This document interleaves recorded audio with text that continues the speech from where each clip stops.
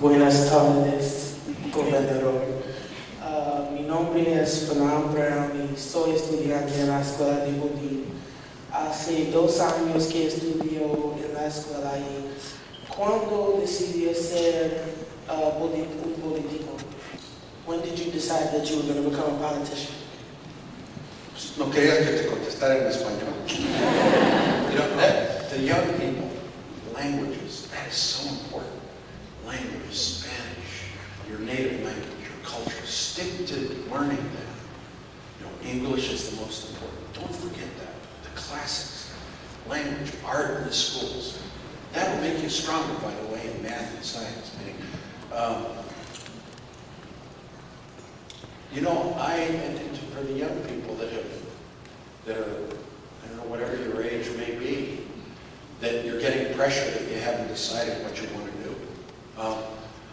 I didn't decide what I wanted to do. I was in my last year at Tufts University, and I was one of those college students that cared about 2 things: baseball and girls. My grades were Which were you better at?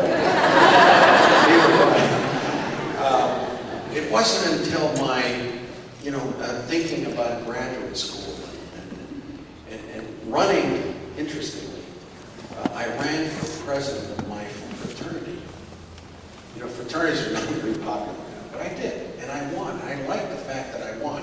And I won because the other guy that ran was too well known. I won as an underground reform candidate, and I won.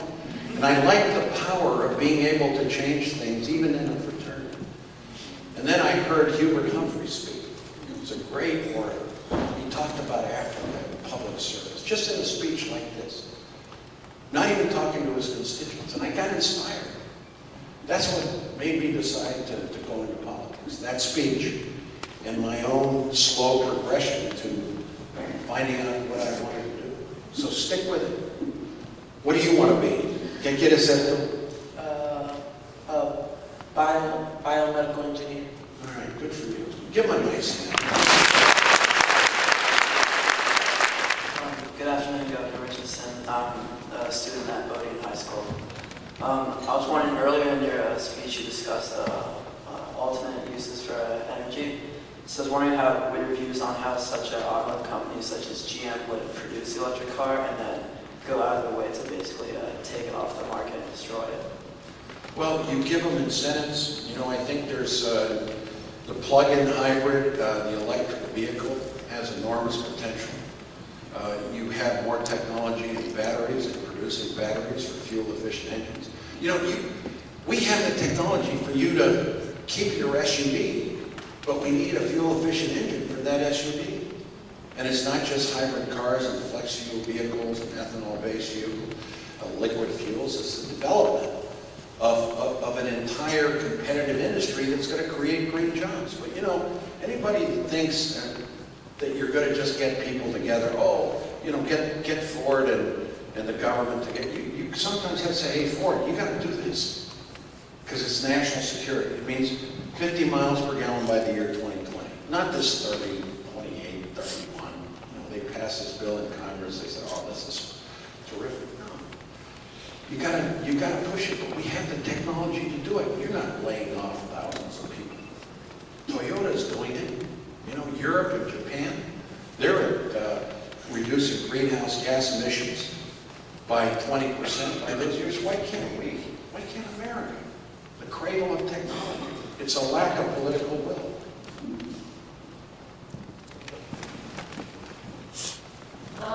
Hola, yo soy Sama, soy la escuela de Bodine y soy de Palestine. Mi pregunta es, how has your participation in the 2008 election impacted your career as governor? Well, interestingly, when I started running for president, I thought New Mexicans were very happy to have me out of the state. But you know, I think there was a certain amount of pride. I'm from a small state. Nobody had ever run for president in New Mexico.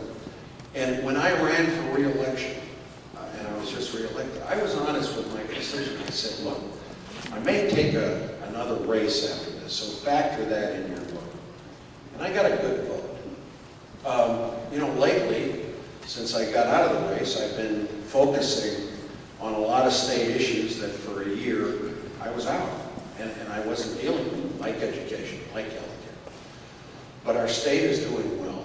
I love being governor. It's one of the best jobs in the world because you set the agenda as a governor. I know you've got senators and congressmen here that are big shots, you know. But, you know, a governor is the one that can build a school or get scholarships for you guys or do something about renewable energy or pay our teachers better. You know, it's outrageous what they make. Tell me about yourself. What are your plans? My plans? I plan to finish school and go on and hopefully I hope to join a career that has to do with world affairs. You're a Palestinian speaking Spanish. You parle français aussi? That was funny. That's great. This is the future.